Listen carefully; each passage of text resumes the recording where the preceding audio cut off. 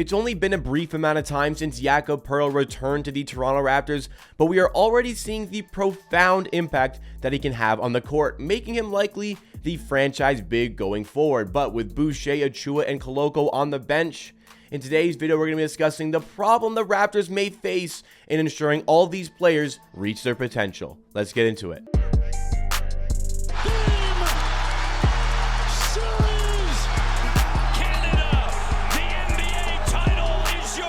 What's going on, NBA and Raptors fans? It's Jacob here, back with Amateur Hour Sports, your source for the greatest coverage and analysis on the latest Toronto Raptors news. If you like what you see from today's video and you want more content just like it, and also live stream watch parties for as many Raptors games as possible, then please make sure you are subscribed to the channel. Help me on my road to 14,000 subs, and if you find yourself enjoying this particular video along the way, be sure to hit that like button, help us get on some more recommended pages and grow the Amateur Hour army. But today's video is centralized about a little bit of a logjam of bigs and centers on the Raptors roster that all need playtime, and the addition of Jakob Poeltl, though important to the team, it might cause a little bit of issues ensuring that everybody gets what they need to take their games to the next level. These are important years coming up for Precious Achiuwa on this team, important years for Christian Koloko, and with Chris Boucher under contract and knowing how thin the Raptors' depth and bench is, he could be an important player in the next year and a half or so for this team, and you got to make sure all these guys are getting the minutes that they need, while also considering the fact that Jakob Poeltl is the franchise big potentially going forward. And I know it's only been 3 games. I know it's been a short amount of games here, but we are understanding now the impact that a true rim protecting big can actually have on this team and what he can do to make a big difference. And we saw that especially last night as the Raptors hosted the Orlando Magic, where Jakob Poeltl was on another planet in this game. I mean, we knew about the rim protection. We knew what he could bring this team, but he rose to a completely different level yesterday with 6 blocks, 30 points, shooting 15 for 17 from the field. I'm sorry, let me repeat that. 15 for 17 from the field in what was, in the end, a pretty comfortable win for the Toronto Raptors. But with that Jakob Poeltl available to play in that game, I think that's a loss for the Raptors based on the way that game went out. Jakob Poeltl was sensational in this game. A big question I have to Orlando, why didn't you foul him more? Jakob Poeltl took 0 free throws in this game, and if we can keep it that way, there could be a lot more success going forward just like this. In all seriousness, no, we are seeing like Jakob Poeltl's impact defensively, but also offensively. 15 assists for Fred VanVleet. If you go to my previous video just from 2 days ago on Monday, all of the points I laid out about Jakob Poeltl, the impact he can have on this team on both ends of the floor, were completely showcased in the game yesterday. We talked about how Jakob Poeltl doesn't space the floor from a shooting standpoint, but he can space the floor in other ways, setting screens. So you have more room to operate setting screens that you can pick out a pass a little bit better. And I think Fred VanVleet is going to be one of the players that profits most from that. And though he did not shoot well yesterday, Freddie, those 15 assists were on pace at one point to be a career high and maybe even a franchise record, but he did fall short of those. Nonetheless, an impressive game all around for the Toronto Raptors and a testament to what the presence of Jakob Poeltl can bring to this team. So naturally, you see the on-off splits. The Raptors allow 103 points per 100 possessions with Jakob Poeltl on the floor, 130 points per 100 possessions with him off the floor in the 3 games that we have seen with him. I understand they're very small sample sizes, but eye test, statistically, everything we're seeing, we're better when Jakob Poeltl is on the floor. Naturally, as he gets more accustomed to playing with everybody here, playing within the Nick Nurse system, the new system that he's come back into seeing with his Raptors team, we're going to see those minutes increase. And it's just going to put a little bit of a logjam in the position here. The Raptors already lack a lot of floor spacing on this team.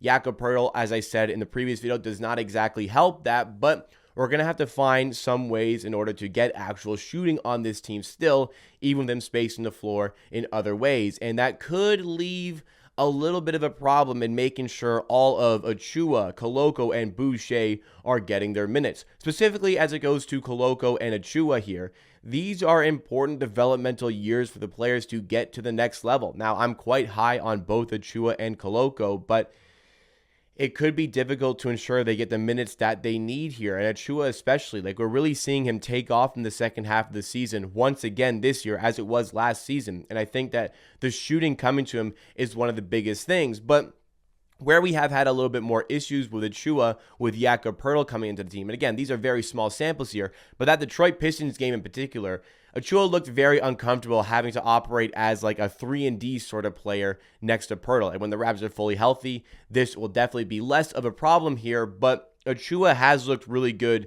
in the middle of a 2-3 zone where Achiuwa is guarding the rim, protecting the rim. Achiuwa has looked really good in those situations. We're going to have to find him in different situations now where he's more perimeter-centric as Jakob Poeltl kind of adds on to his minutes, especially if Christian Koloko is going to ascend into the backup big that we kind of have for him here. So what should be the right plan to space out the minutes of all these players to make sure they are getting satisfied minutes-wise and development-wise? Well, for starters, Jakob Poeltl going forward, he's got to start. Quite simply, Jakob Poeltl needs to be in the starting five. Whoever comes out, it's probably going to be Gary Trent Jr. Whoever it is, Jakob Poeltl's got to start. Let's make that one thing for certain that needs to happen with this team, and I believe is going to happen with this team for the foreseeable future. But Achiuwa has operated quite well off the bench, and Achiuwa has found a lot of success in playing next to Chris Boucher, just adding in somebody who can also rebound there, add in on the help defense, which Chris Boucher can do, and offensively, in those streaky phases where Chris Boucher is a good shooter, which he kind of is in one right now, that makes a big difference to Boucher's game, makes him a lot more effective on both ends of the court, and then also makes Achiuwa a lot more effective, having a little bit more space to operate on the inside, and Achiuwa right now also shooting the three ball extremely well. So I will say, from those two, the shooting is going to be vital, especially for Achiuwa, adding in the serviceable three-point game that we can consistently rely on, not just in the second half of NBA seasons. That's going to be vital in getting him in minutes next to Jakob Poeltl, but you can also stagger those minutes where Achiuwa is getting a lot of minutes when Jakob Poeltl's off the court. So when Jakob Poeltl comes off, you bring in the likes of Achiuwa, you bring in the likes of Boucher. Those two have consistently worked well together. That is going to be fine. But we need to also think about more long-term plans here, where Christian Koloko, who has, looked good in spots, has looked bad in other spots, but has had a certain degree of success with the Raptors 9-5. There has to be a lot to like about the potential that he has, because the Raptors drafted him 33rd overall after all, and he's been getting a lot of minutes with this team where, again, he's been somewhat impressive, showing potential that he could be possibly a starting big man for the team going forward, but that's a while away. We understand that Christian Koloko is going to be a project sort of player. A lot of times when you draft guys in the second round, they take a little bit of extra time to come along in their NBA careers, especially for Christian Koloko, who started playing basketball so late on in his life that maybe he needs a little bit more time to get to his full potential. And also the fact that he is a center. It's no secret that centers and bigs take a little bit longer to get up to that NBA level because physicality can be so important in those positions. Physicality maybe not one of Christian Koloko's strong suits, whereas his ability to read the game on defense, that is one of his strong suits. Where he also needs to improve is his offensive game. Just having an offensive game, something that sometimes, like out on the court, he straight up doesn't have an ability to score in any way. We need those things to come along here. And I think that playing with a guy like Jakob Poeltl could kind of give him some mentorship. It could give him some tips. It could give him some tricks to really bring that game to the next level. So having Poeltl in this team, I don't think this is necessarily a problem for getting all these guys the minutes. Achiuwa is going to continue to grow, and we've shown that he can play as a forward. Now, he might have to get a little bit more comfortable with playing on the perimeter on both ends of the floor, especially when Jakob Poeltl is involved, but good basketball players adapt. Good basketball players adapt to situations. They adapt to different sort of styles, different sort of fits. And I believe Achiuwa is a good basketball player that has the capability of doing that. As it goes to Chris Boucher, well, I think we want to get to a point where eventually Koloko kind of swallows up those minutes. Sure, we've liked Chris Boucher, but the inconsistencies are very vast. Like, there's games where he can be one of the most important players in the court, and the next game, he can be one of the main reasons Raptors are struggling so much from a defensive standpoint. He's just so hot and cold in what he brings to the court. And sure, I like Chris Boucher, but there's a lot of money being invested in Chris Boucher, and now we have a lot more of a serviceable big in this situation. We want to get Koloko more minutes.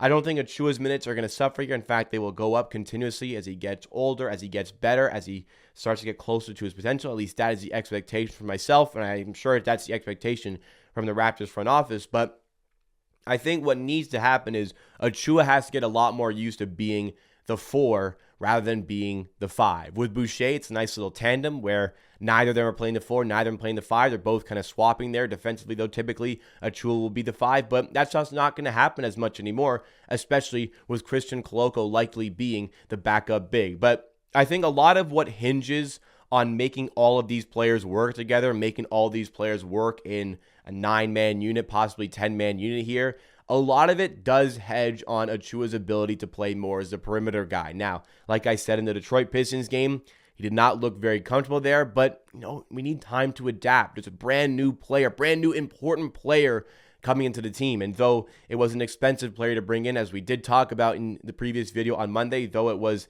quite hefty of a trade package to actually bring Jakob Poeltl in, we've seen that he can be an important player, and I think all signs point towards that continuing. I'm not saying he's going to score 30 a game, far from it, but like we saw the impact that he can have on the Raptors, that is going to be important to retool this team, involving Poeltl into those plans. And Achiuwa is going to have to adapt because he is going to be a big part of those plans as well. But Achiuwa has the capability to do that. He can shoot. He's still going to have spacing. Like I said, Jakob Poeltl, just because he can't shoot the ball from 3 doesn't mean he can't space the floor in other ways. High post playmaking, screen setting, all of these things, they're going to help Achiuwa, just like they're helping a lot of other players on this team. Koloko is going to continue to get better as the backup big. He's not ready to be the starting big, so we don't have to worry about any sort of minute problems there. He can be the backup big, and I'm quite satisfied with that. And if Boucher, if his role, his minutes suffer as a result of that, I don't think that's the biggest deal to get that contract off your books. I don't think it'd be too difficult to get that contract off your books either in a trade. The fate of Chris Boucher would not be the priority here, but there should still be a role had for him. All right, that is it for today on the video. If you guys did enjoy, please be sure to hit that thumbs up button. It does go a long way to supporting the channel, and make sure you subscribe to MHR Sports for videos and content just like this.